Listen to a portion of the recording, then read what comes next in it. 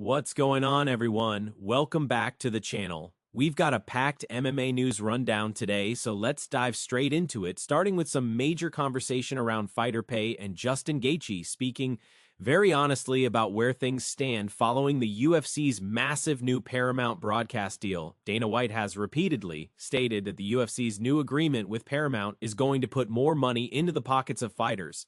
Daniel Cormier has echoed that message as well, suggesting that athletes are already seeing financial benefits. However, Justin Gaethje is now pushing back on that narrative in a big way.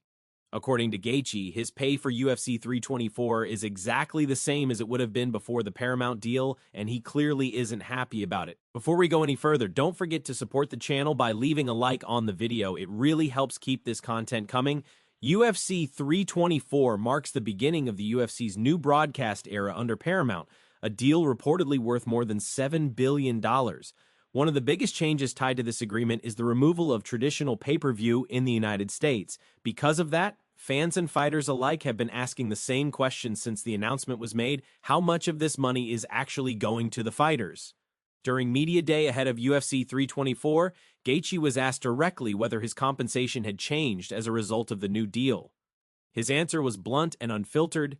He pointed out that he has earned 14 performance bonuses throughout his UFC career, yet those bonuses still don't add up to $1 million. According to Gaethje, that simply isn't right. He made it clear that fighters who consistently perform at a high level should be earning significantly more than they currently are. Gaethje went on to explain that because of how fighter pay is structured, he hasn't always had the freedom to make the smartest long-term financial decisions. He admitted that while he's proud of what he's achieved, the system hasn't allowed him to capitalize on his success in the way he believes he should have been able to. He also directly addressed comments made by Daniel Cormier, saying that despite hearing claims that fighters are earning more on this card, his own paycheck has not increased by even a single dollar. Despite his frustration, Gaethje took time to reflect on what he considers his smartest decisions. He spoke about investing in commercial property and purchasing a house in Arizona close to his parents. His sister currently rents that property, allowing him to keep his family close while also making a solid investment. More than anything, Gaethje emphasized that being able to support his family has been the most meaningful part of his career. Helping his parents, supporting his siblings, giving gifts he never could have afforded before, and creating memories through vacations are things he values deeply. He stressed that time with family is something you can never get back, and that's what matters most to him. Now the question shifts to you. Do you agree that Gaethje should be earning more, especially with a deal of this magnitude in place? And do you believe fighters will eventually see increased pay once new contracts are negotiated under the Paramount agreement? Moving on to the middleweight division, Israel Adesanya has made headlines after sharing his honest opinion about the current state of the division. As fans continue to debate how much longer Adesanya will continue fighting, the former champion admitted that he's not particularly impressed with what's happening at 185 pounds right now. Adesanya is scheduled to face rising contender Joe Pyfer on March 28th in Seattle, a fight that many see as a crucial moment in his career. Recently, Adesanya appeared on the Ariel Helwani show, where he was asked about his motivation and whether another title run is something he's actively chasing.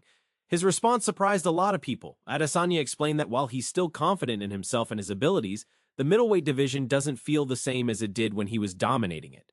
He acknowledged that fans enjoyed watching him as champion, but he made it clear that chasing the belt is no longer his main focus.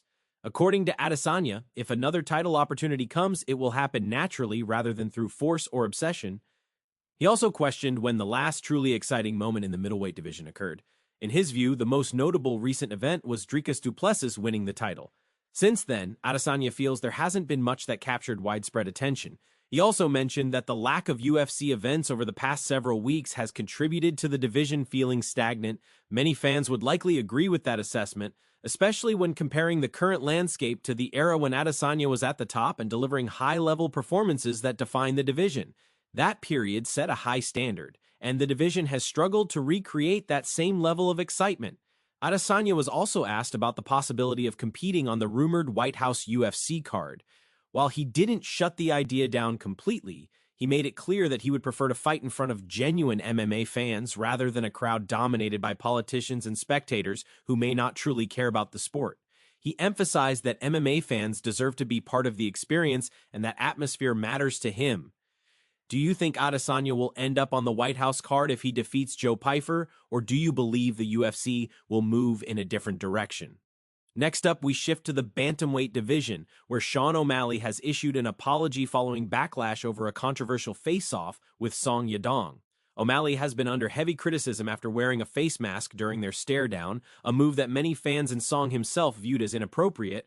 The incident quickly sparked debate online, with many accusing O'Malley of crossing a line. While speaking with the media ahead of UFC 324, O'Malley addressed the situation directly. He explained that his intentions were never harmful and that the mask was meant as a lighthearted joke. However, he acknowledged that the gesture was misunderstood and apologized to anyone who felt offended. When Song Yadong was asked about the situation during Media Day, he accepted the apology but made his stance clear. Song emphasized that racism has no place in MMA and that the sport should remain focused on competition and respect. He suggested that the incident may have been an attempt at psychological warfare but said it didn't affect him. According to Song, his only focus is winning the fight. With the controversy addressed, O'Malley was asked what he hopes comes next if he wins on Saturday. Without hesitation, he called for a rematch with Petr Yan. While stressing that he's not overlooking Song, O'Malley said a strong performance would justify running it back with Yan, potentially on the White House card. He admitted he's trying to manifest that opportunity and believes a dominant win would make the matchup unavoidable. Adding another layer to the conversation, Corey Sandhagen shared his prediction when asked about the fight. Sandhagen picked O'Malley to win, explaining that Song's tendency to lunge into big shots could work against him. According to Sandhagen, O'Malley's length, movement, and striking style make him difficult to reach, and unless Song drastically changes his approach or turns the fight into a gritty exchange, it could be a very tough night. Now let's move to lightweight news, where Michael Chandler has reacted to Dana White seemingly shutting down any possibility of a long-anticipated fight with Conor McGregor.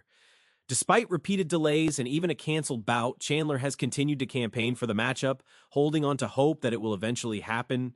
In a recent interview, Dana White dismissed the idea of McGregor versus Chandler being part of the White House card and suggested that the fight was something the UFC explored years ago.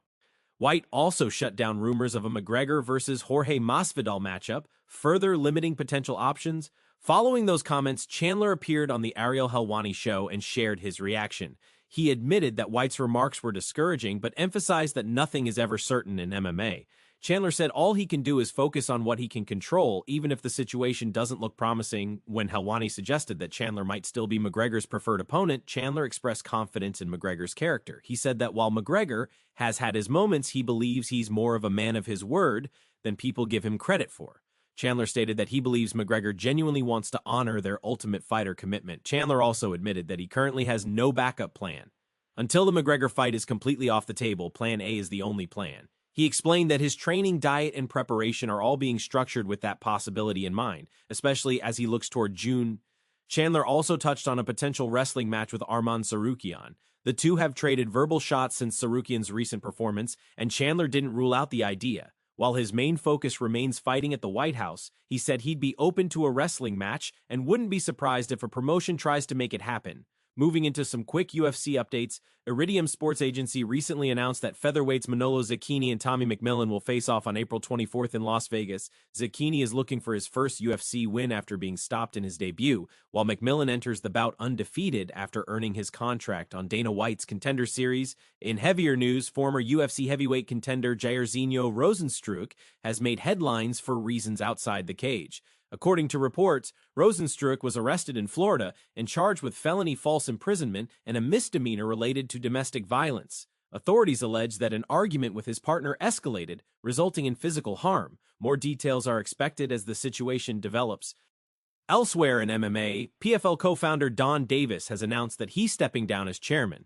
In a statement, Davis reflected on building the promotion from the ground up and helping establish it as the second largest MMA organization in the world.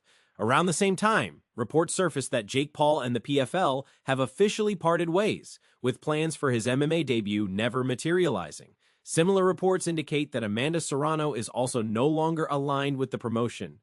Finally, we return to UFC 324, where Paddy Pimblett has reacted to reports that Justin Gaethje may be dealing with a staph infection ahead of their fight. A photo circulating online appeared to show an infection on Gaethje's neck, sparking concern among fans. When Pimblett was asked about it during Media Day, he brushed it off completely. He said that whether Gaethje has staph or not makes no difference to him and that his goal remains the same. Pimblett added that fighters in his gym have competed with similar issues and still performed well. He joked that if he wins, critics will likely use the infection as an excuse rather than giving him credit.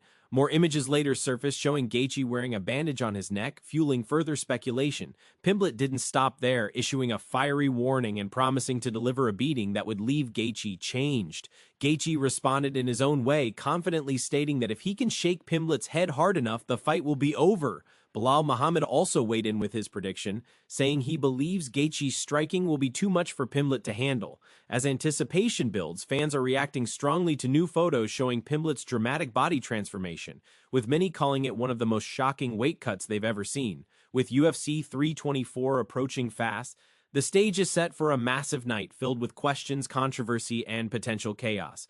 Who do you think takes it, Paddy Pimblett or Justin Gaethje? Let us know in the comments and make sure to subscribe and turn on notifications so you never miss an update.